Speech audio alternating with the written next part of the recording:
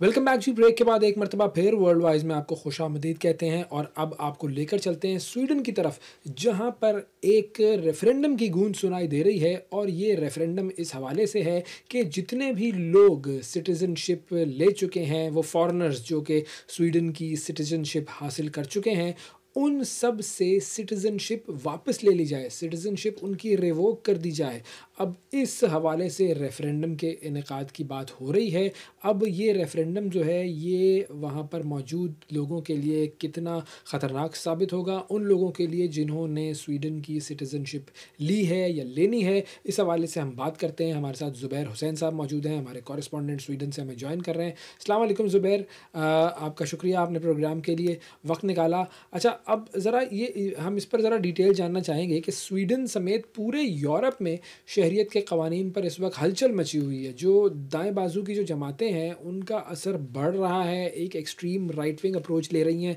बहुत सारी हुकूमतें। अब ये मुतालबा ज़ोर पकड़ चुका है कि जो संगीन जराइम और सबसे बढ़कर जो धोखाधड़ी या जैसे जाली शादियां हैं, फ़र्ज़ी नौकरियां हैं, यहाँ तक कि जो सियासी पनाह हासिल करने के बाद अपने मुल्क के सफ़र जैसे मामलात जो हैं, उन्होंने पूरे निज़ाम पर एक सवालिया निशान लगा दिया है। अब ये जो तब्दीली है ये महज़ इंतकामी नहीं है, बल्कि एक नज़रियाती तब्दीली है जो कि न सिर्फ स्वीडन बल्कि पुर्तगाल जैसे ममालिक में भी कवानीन को सख्त कर रही है और जिसका असर इमिग्रेशन से लेकर मजहबी आज़ादी तक हर चीज़ पर पड़ रहा है। तो अब इस पूरी सिचुएशन को अगर हम एनालाइज़ करें तो हम क्या कह सकते हैं कि स्वीडन में जो शहरियत वापस लेने का जो मुतालबा है उसकी बुनियादी वजह क्या है, और क्या ये सिर्फ आइन में मामूली तब्दीली का मामला है, या फिर हम ये कहें कि दाएं बाजू की जमातें जो हैं वो शहरियत को एक प्रिविलेज के तौर पर देखती हैं, जैसे जिसे फिर संगीन जराइम या फिर मुल्क की सलामती को ख़तरा बनने पर वापस लिया जाना चाहिए। क्या ख्याल है आपका?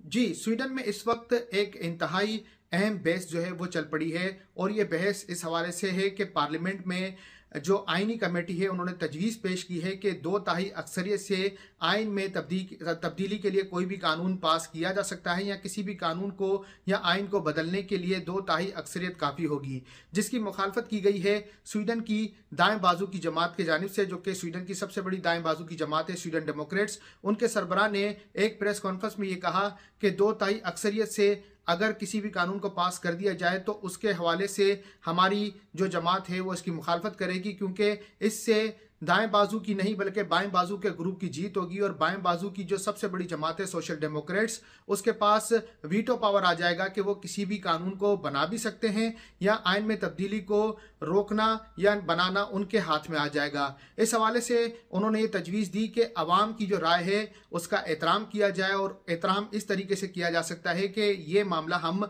अवाम के अंदर रेफरेंडम के तौर पे लेके जाएं, यानी कि अवाम रेफरेंडम के ज़रिए ये तजवीज़ दे कि आया आइन में किस हवाले से तब्दीली की जाए और कैसे की जाए।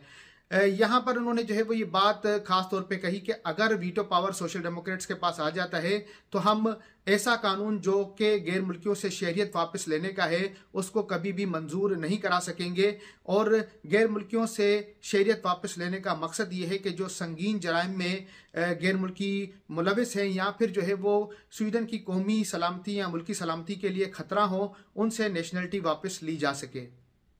अच्छा, अगर बात की जाए जाली नौकरियों के ज़रिए बेरोज़गारी अलाउंस हासिल करने की या फिर जाली कागज़ात के इस्तेमाल की, तो अगर ये क़ानून नाफिज़ हो जाता है तो आपके तज्ज़िये के मुताबिक जो गैर मुल्कियों की कितनी बड़ी तादाद है जो कि अपनी शहरियत से हाथ धो सकती है, और क्या हुक्काम के पास इन शवाहिद को साबित करने के लिए मवाद भी मौजूद है?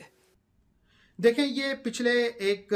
अरसे से जो है वो स्वीडन डेमोक्रेट्स ने अपनी तजावीज़ पेश करना शुरू की हैं और यहाँ तक कि इत्तेहादी हुकूमत की जानिब से गाहे बगाहे जो है वो ये मैसेजेस आना शुरू हुए हैं कि स्वीडन के अंदर जो है गैर मुल्कियों की नेशनलिटी को वापस लिया जाए, और वो मुख्तलिफ बुनियादों पर बयानात सामने आए हैं। कुछ का कहना है कि जो गलत बयानी, गलत कागजात या धोखाधड़ी करके किसी ने शहरियत हासिल की है तो उसकी शहरियत को वापस लिया जाए। तो शहरियत का वापस लेने का मकसद सिर्फ ये नहीं कि गैर मुल्की जो जराइम में मुलविस हों उनकी शहरियत वापस ली जाए, ये जराइम किसी भी नौइयत के हो सकते हैं। अभी तो फिलहाल इनकी कोशिश ये है कि किसी तरीके से आइन में तब्दीली कराई जाए, उसके बाद उसके अंदर कुछ और शिकें शामिल कर दी जाएंगी, जिसमें यह भी हो सकता है कि जो शख्स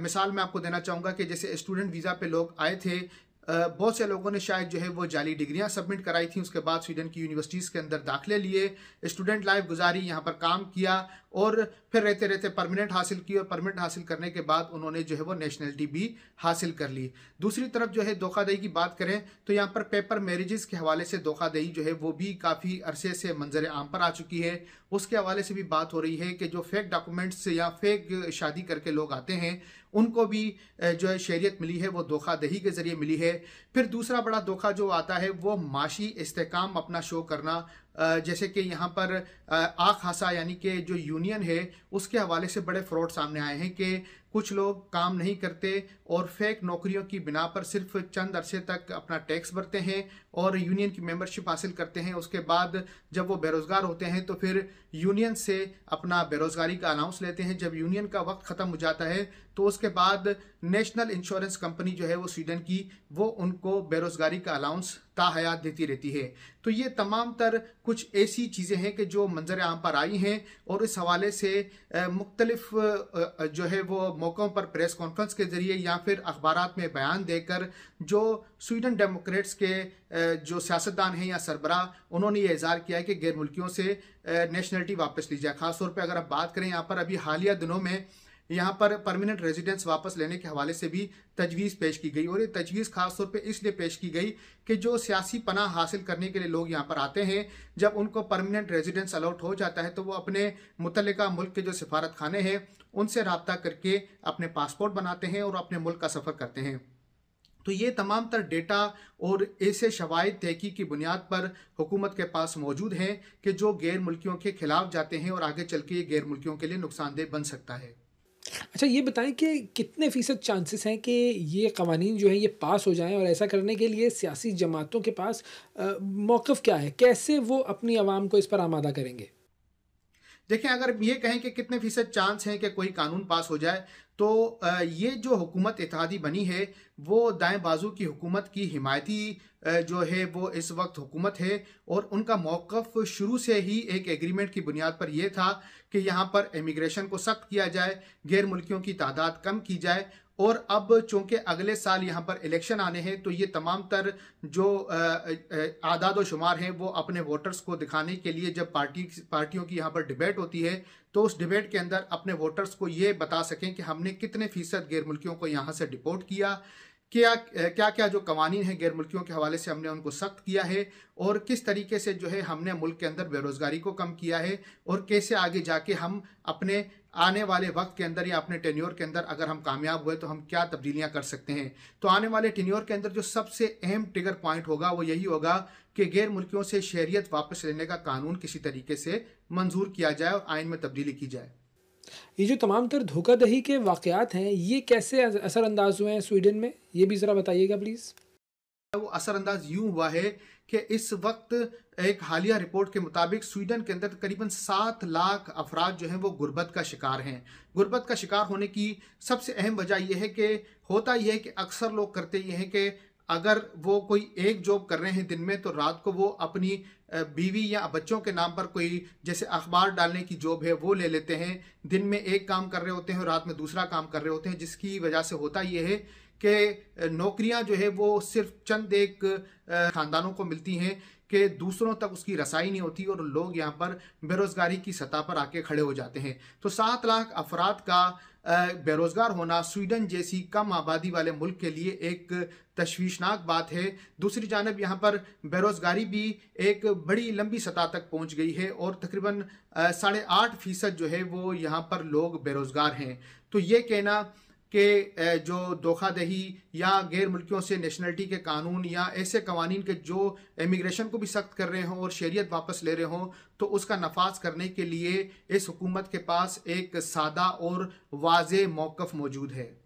अच्छा, अब अगर हम पुर्तगाल की बात करें तो पुर्तगाल तो महाजरीन के लिए यूरोप में आखिरी उम्मीद माना जाता था। अब वहाँ पर भी सख्तियाँ उरूज पर हैं। ऐसा क्या है जो कि यूरोप भर में न सिर्फ महाजरीन की आबादकारी बल्कि मजहबी राह में भी मुश्किलात हायल हो रही हैं?